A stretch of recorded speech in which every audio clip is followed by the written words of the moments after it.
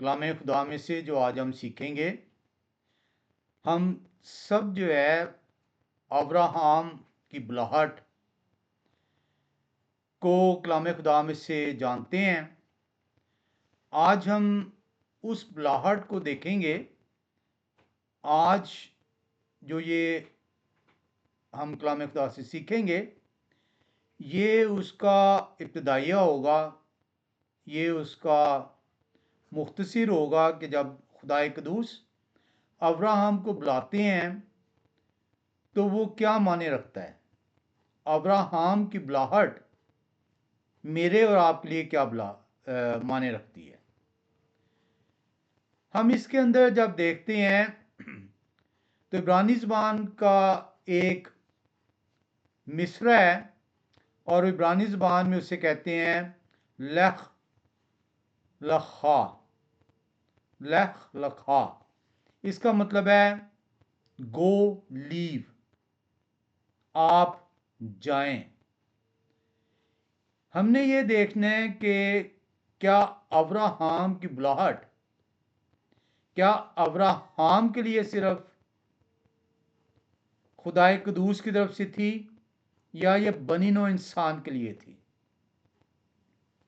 ہم نے شاید آج تک ابراہم کی بلاہٹ کو لفظی معنوں میں سیکھا ہے، اور وہ لفظی معنی یہ ہیں کہ یہ بلاہٹ ابراہم کے لیے ہے۔ اگر یہ بلاہٹ ابراہم کے لیے ہے تو اس بلاہٹ کا جو نتیجہ ہے پھر وہ بھی ابراہم ہی کے لیے ہے۔ اور اگر یہ بلاہٹ بنی نوع انسان کے لیے ہے تو پھر اس بلاہٹ کے اندر جو برکتیں ہیں وہ بنی نوع انسان کے لیے ہیں۔ تو یا تو آپ ابراہم کی بلاہٹ کو اپنی بلاہٹ کہیں گے، یا اور ان برکتوں سے فیض حاصل کریں گے، یا پھر آپ اگر اسے صرف ابراہم کی بلاہٹ کہتے ہیں تو پھر آپ ان برکتوں سے محروم رہتے ہیں۔ ہم دیکھتے ہیں کہ کلام خدا کے پیدائش کو اگر آپ دیکھیں تو پیدائش کی کتاب کے اندر 50 باب میں اس کو جو ہے بانٹا گیا ہے۔ اب یہ جو ابواب ہیں اور یہ جو آیتیں ہیں، یہ عبرانی متن کے اندر جو ان سے اس طریقے سے نہیں ہے۔ یہ انسان نے جو ان سے اس کو بعد میں سہولت کے لیے، اس اپنی سمجھ کے لیے جو ان سے اس کو ابواب میں چینج کیا، چیپٹر وائز اس کو چینج کیا، اور ان چیپٹرز کو آگے جو ان سے ورسز آیتوں میں جو ہے وہ بانٹا۔ جب ہم پیدائش کی کتاب کو دیکھتے ہیں جو خدا قدوس نے موشے کو حکمت بخشی اور موشے نے اس کو تحریر کیا، تو آپ دیکھتے ہیں کہ پہلے جو 11 ابواب ہیں پیدائش کی کتاب کے، اس کے اندر بنی نوع انسان کے ابتدائی 2000 سال کا ذکر ہے۔ ان ابتدائی 2000 سال بنی نوع انسان کی تاریخ میں آدم اور حوا کا تخلیق ہونا ہے، آدم اور حوا کے گناہ کا ذکر ہے، آدم اور حوا کی بے دخلی کا باغیدن سے ذکر ہے۔ اس کے بعد آپ دیکھتے ہیں کہ قائن اور حابل کا ذکر ہے، اور قائن اور حابل کے درمیان جو رنجش پیدا ہوئی، اور اس کے نتیجے میں قائن نے جو ہے حابل کا قتل کیا، بنی نوع انسان کا پہلا قتل، جو ان سے جو پہلا خون بنی نوع انسان نے کیا وہ کلام خدا کے اندر آپ کو ملتا ہے۔ آپ دیکھتے ہیں کہ پیدائش پہلے باب کی پہلی آیت سے تخلیق کائنات کا ذکر شروع ہوتا ہے، اور چھٹے باب کی 8ویں آیت تک جو ان سے ہے، اس میں آدم حوا کا گناہ، قائن حابل اور قائن حابل کے گناہ کا ذکر ہے۔ اور پھر آپ دیکھتے ہیں کہ قائن کوچ کرتا ہے، اور آپ دیکھتے ہیں کہ بنی نوع انسان کی بدی جو ان سی ہے وہ خدا قدوس نگاہ کرتے ہیں زمین پر، اور وہ دیکھتے ہیں کہ زمین بنی نوع انسان کی بدی سے معمور ہے۔ جب آپ چھٹے باب کی 9ویں آیت سے 11ویں باب کی 32ویں آیت تک کو دیکھتے ہیں تو یہاں پہ آپ کو جو ہے نظر آتا ہے کہ طوفان نواح کا ذکر ہے، اور طوفان نواح کے بعد جو ان سے کس طریقے سے بنی نوع انسان جو ہے پھر سے خدا قدوس کی برکت کے باعث نشو نما پاتی ہے۔ بنی نوع انسان کی تاریخ کا جو موڑ ہے وہ پیدائش 12ویں باب کی پہلی آیت سے شروع ہوتا ہے۔ اس سے پہلے بنی نوع انسان جو ہے وہ خدا کی چنی ہوئی قوم کا رتبہ حاصل نہیں کر پائی۔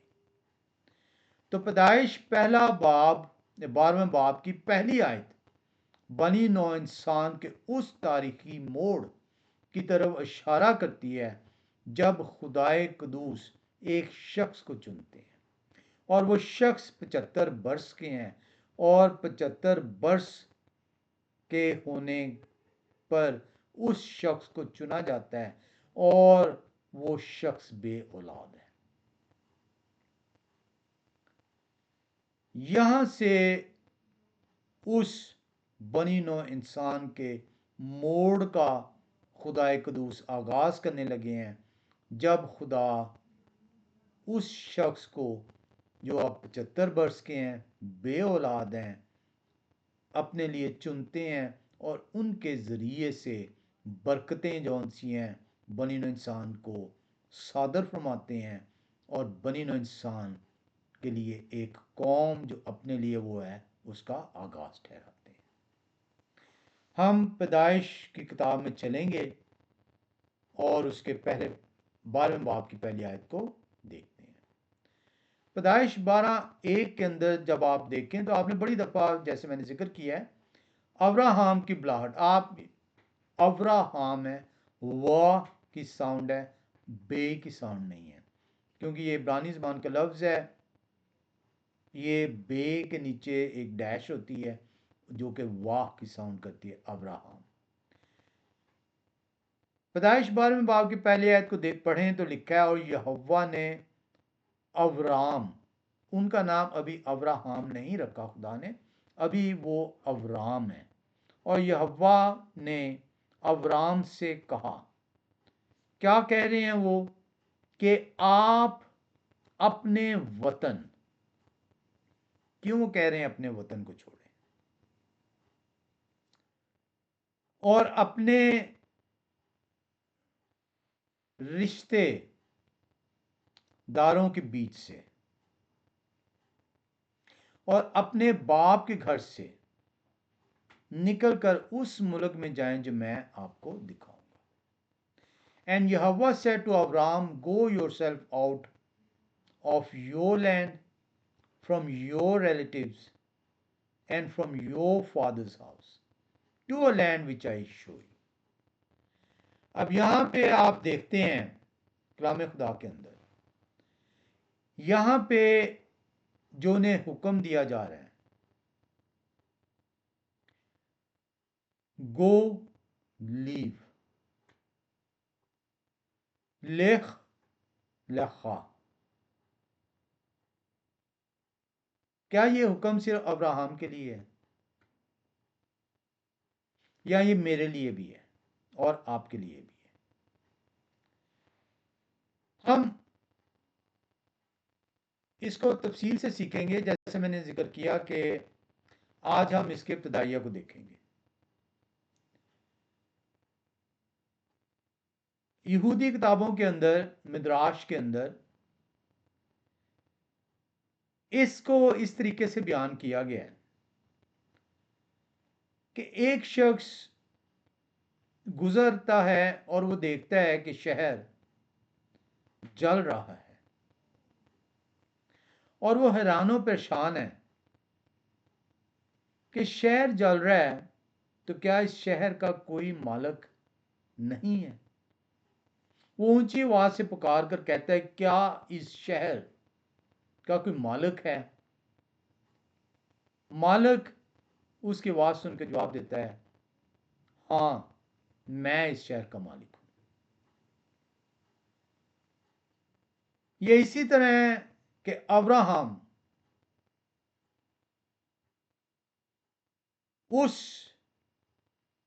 اللہ کے اس جگہ جہاں پہ وہ رہائش رکھے ہوئے ہیں، اپنے باپ کا علاقہ، اپنے باؤ اجداد کا علاقہ، جہاں پہ ان کی پرورش ہوئی ہے، جہاں پہ انہوں نے 75 برس گزارے ہیں، وہ حیران ہے، پریشان ہے۔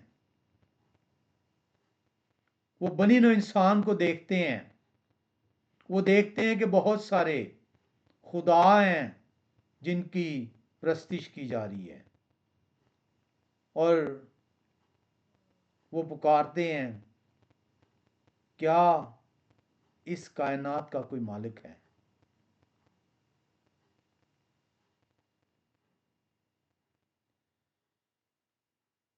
اور خدائے قدوس ابراہام کی آواز پر کان لگاتے ہیں، اور ابراہام سے کہتے ہیں، ہاں میں اس کائنات کا مالک ہوں، میں اس کائنات کا خالق ہوں، میں اس کا رکھوالا ہوں، میں نے تیری آواز سنی، آئے ابراہام، تو اس علاقے کو، اپنے رشتہ داروں کو، اپنے باپ کے گھر کو چھوڑ، اور اس جگہ جہاں میں تجھے لے جاؤں گا چل۔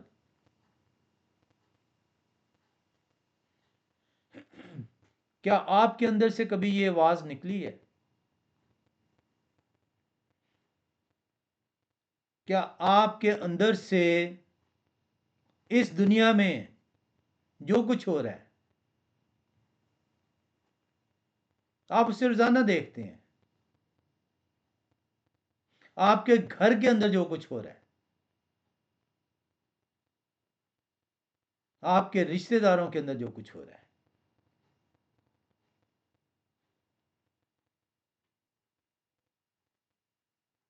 آپ کے دوستوں یاروں، کیا آپ اسی دنیا میں مگن رہیں گے،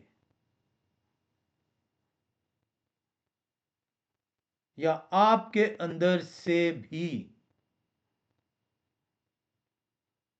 ابرام کی طرح ایک آواز نکلے گی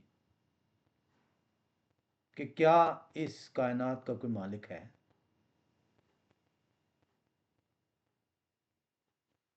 ابرام کے اندر سے یہ آواز نکلی،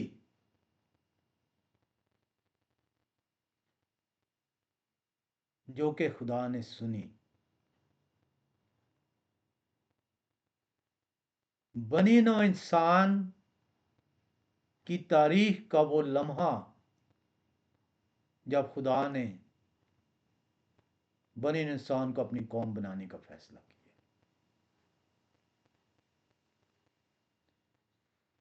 میں اور آپ محض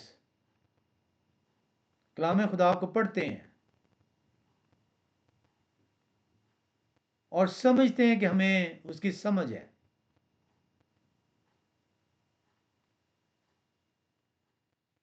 کیا آج تک کبھی آپ کے اندر سے ابرام کی طرح آواز نکلی ہے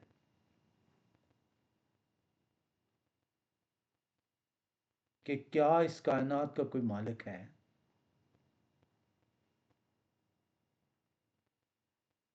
یا ہم اپنے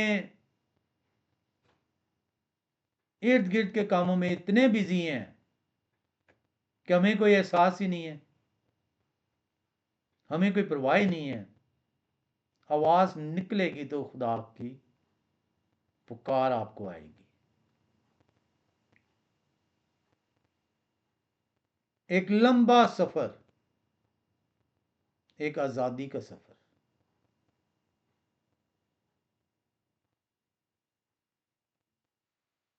ابرام جو ہیں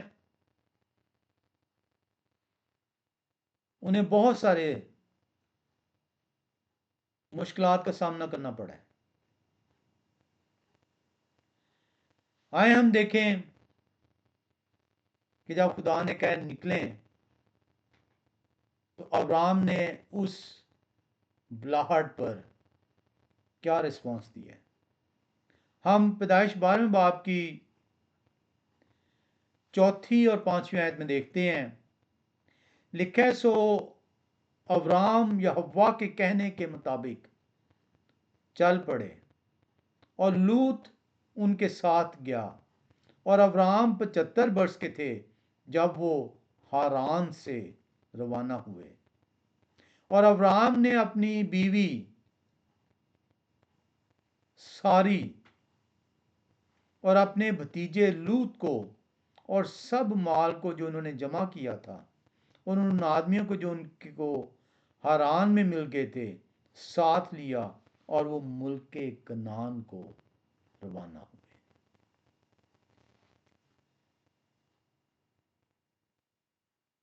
آپ نے دیکھا کہ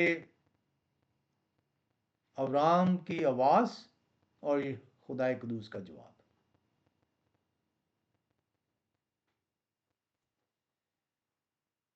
اور ابرام نے اس حکم کے مطابق جو خدا قدوس نے دیا ہے،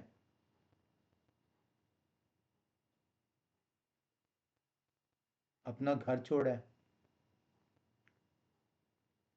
اپنے رشتے دار چھوڑے ہیں، اپنا وطن چھوڑا ہے۔ ابرام مختلف ہیں اپنے سے پیش رووں کے۔ آدم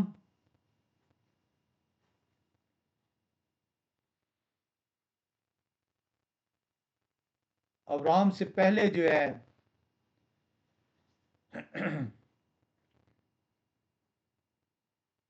ہر کسی نے، جس کا ذکر ہے کلام خدا میں، کہیں نہ کہیں کوتاہی کی ہے۔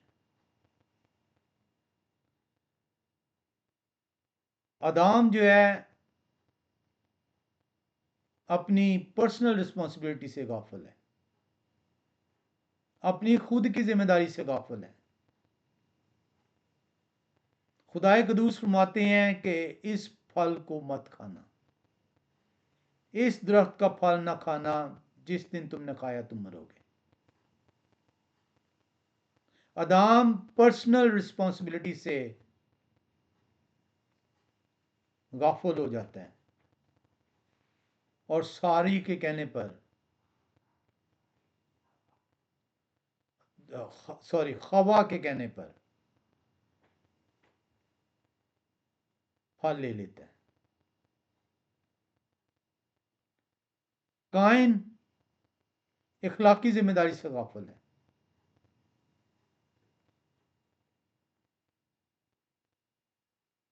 اپنے بھائی کو رنجش میں، بغض میں قتل کر دیتا ہے۔ نواح اجتماعی ذمہ داری سے غافل ہے۔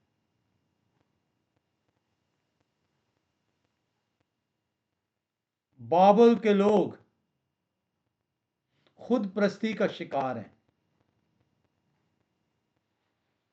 ابراہم ان سے مختلف ہے۔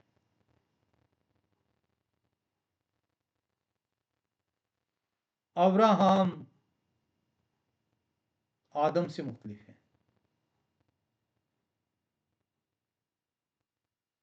ابراہم اپنی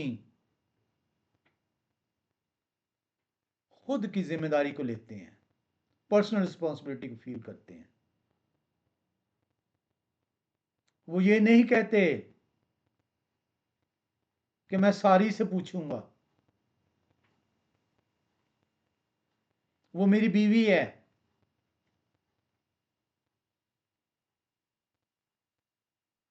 خود ذمہ داری لیتے ہیں۔ آدم جب اپنی ذمہ داری سے غافل ہوئے اور گناہ کیا تو باغ عدن سے بے دخل ہو گئے۔ ابراہم نے اپنی ذمہ داری پر اپنی بیوی اور اپنے بھتیجے کو لیا.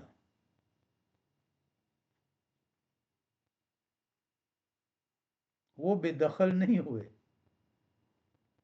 وہ خدا کے حکم کے مطابق انہوں نے خود اس جگہ کو چھوڑا.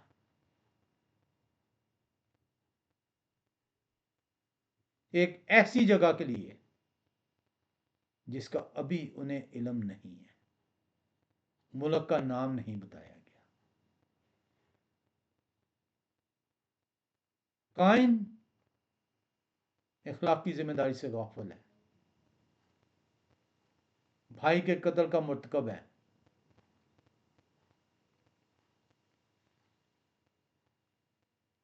ابرام اخلاقی ذمہ داری کو پورا کرتے ہیں، لوط کے لیے جنگ کرتے ہیں انہیں چھڑانے کے لیے.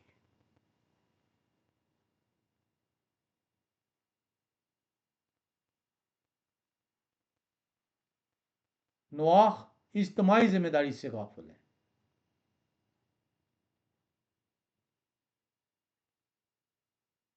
ابرام اجتماعی ذمہ داری کا مظاہرہ کرتے ہیں.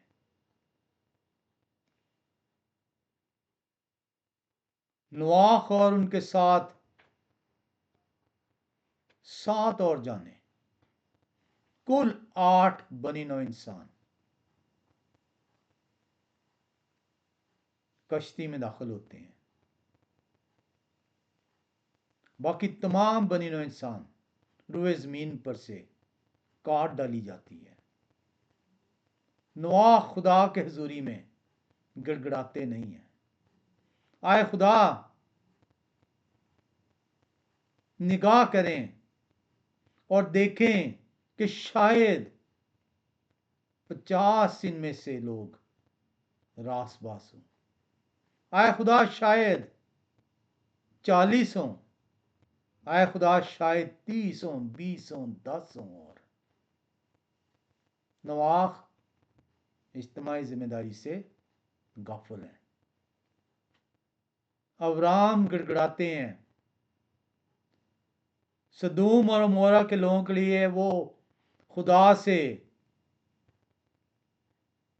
تکرار کرتے ہیں، خدا سے کہتے ہیں آئے خدا نگاہ کریں، انہیں بھسم نہ کریں. ایسے نہیں، بنی نوع انسان کی تاریخ بدلی، کیونکہ اس انسان نے اپنے خدا کو پکارا اور خدا نے سنی.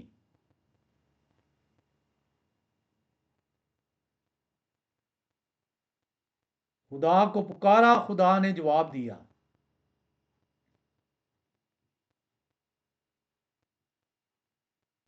بابل کے لوگ خود پرستی کا شکار ہیں.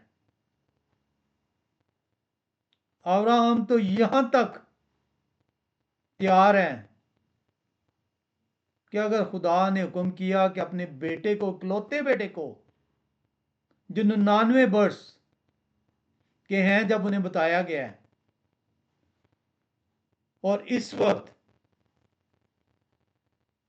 وہ عمر کے اس حصے میں ہیں، واحد اکلوتا بیٹا جو سارا سے پیدا ہوا ہے، جو نسل کہلانا ہے، اس کو بھی قربان کرنے سے دریغ نہیں. اس حد تک یہ شخص خدا سے جڑا ہوا ہے.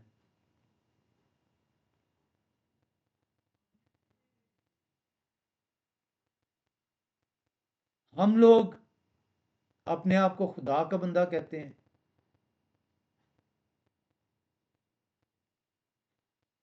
ہم تو اپنے باپ کو جو ہے یہ نہیں کہہ سکتے کہ آپ خدا کی نافرمانی کر رہے ہیں.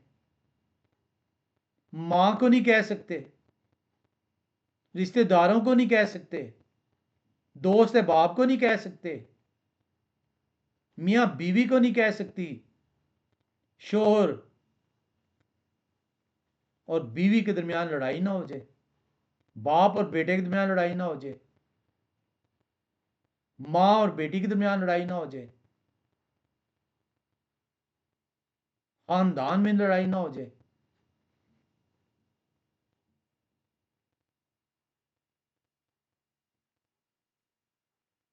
आपके अंदर से जब तक आवाज नहीं निकलेगी, खुदा की तरफ से जवाब नहीं आएगा।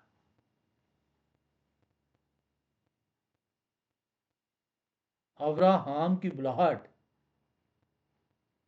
बनी नौ इंसान के लिए है।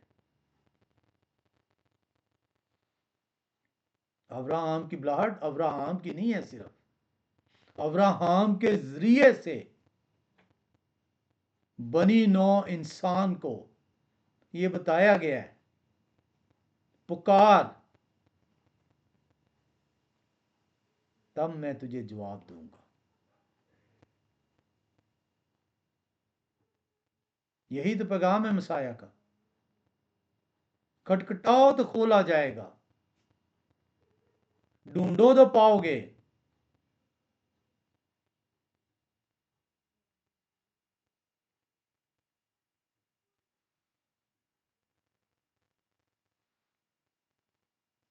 अब्राहम के जरिए से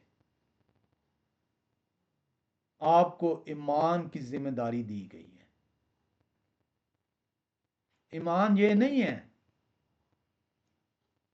कि मैं ईमान रखता हूं, मसीह मेरे लिए मुए और इसी से आप खुश हो जाएंगे, आप बख्शे गए हैं।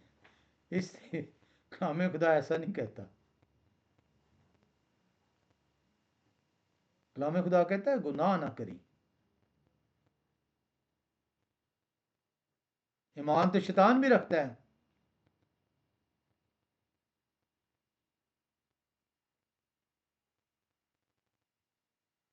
अपने आप को अब्राहम की बुलाहट के लिए तैयार करें। अब्राहम की बुलाहट के नतीजे में आपको आज़ादी मिली है, गुनाह से आज़ादी। आज़ादी ये नहीं कि आप अपनी ख्वाहिश के मुताबिक अपनी ज़िंदगी बसर करें। आज़ादी ये है खुदा की मर्जी के मुताबिक अपनी ज़िंदगी बसर करें। अब्राहम के नतीजे में खुदाए कदूस ने वो जो बरकतें सादर की हैं, उन बरकतों में आप वारिस ठहरे हैं। अगर अब्राहम की बुलाहट आपकी बुलाहट है।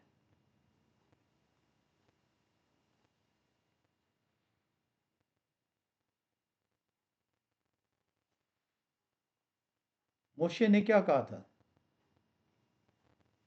मोशे ने इसी आज़ादी का जिक्र किया, खुदा की मर्जी के मुताबिक अपने आप को हवाले कर देना, अपनी ख्वाहिश के मुताबिक नहीं। आज पेशतर लोग, शायद हर कोई, अपनी ख्वाहिश के मुताबिक जिंदा रहना चाहता है और कहता अपने आप को खुदा का बंदा है।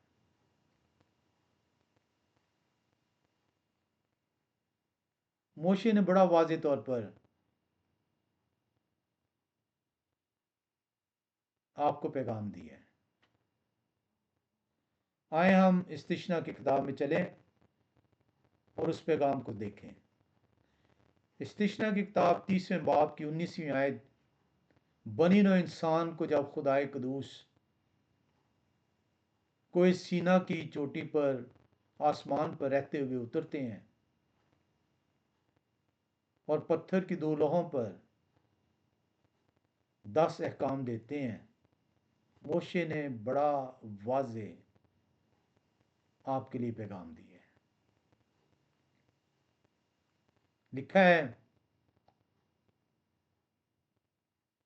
मैं आज के दिन आसमान और जमीन को तुम्हारे बरखिलाफ गवाह बनाता हूं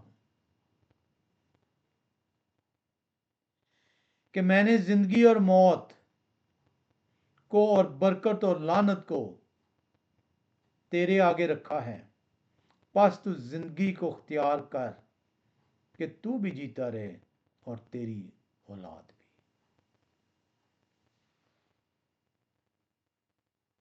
आपकी हर हरकत, आपकी हर ख्वाहिश जो खुदा के हुक्मों के बरक्स है, उसके गवाह आसमान और ज़मीन है। मत समझिए आपके काम लिखे नहीं जा रहे, आसमान और ज़मीन गवाह हैं, हर चीज़ नोट हो रही है।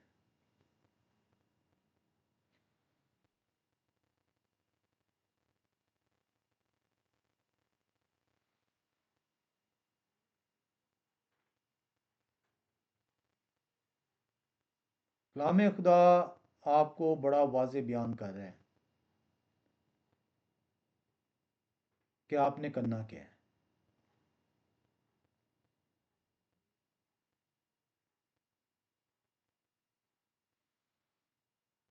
मैं और आप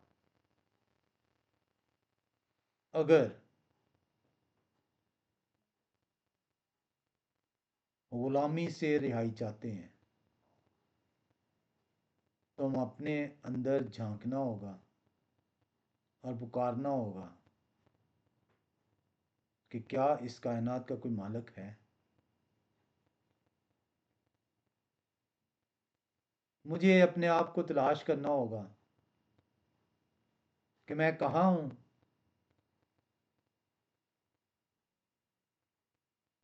और मैं किस तरह अपने खुदा से जुड़ सकता हूँ। यकीन जानिए, अब्राहम की बुलाहट अब्राहम के पुकारने से हुई है। अगर आप अब्राहम की बुलाहट में शामिल ठहरना चाहते हैं तो आपको पुकारना होगा खुदा को।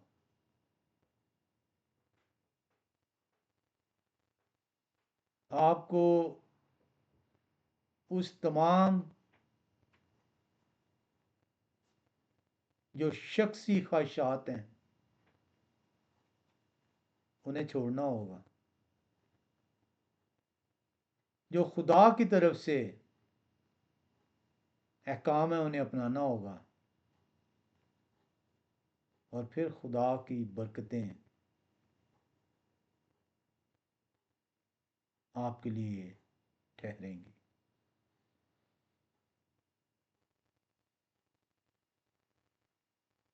अपने आप को तलाश करें, देखें कि आप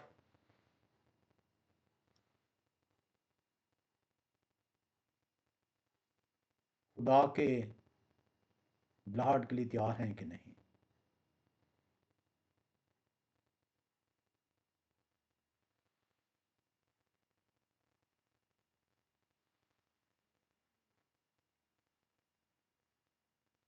खुदाए कदूस का हम शुक्र अदा करते हैं, हमें वो तौफीक बख्शते हैं कि हम उनके पाक दिन में ठहर सकें, उनके पाक नाम को ले सकें, ताकि हम हाजिर हो सकें जब खुदा की तरफ से हमारी बुलाहट ठहरे। आप सबको खुदाए कदूस का दिन सबत मुबारक हो। आमीन।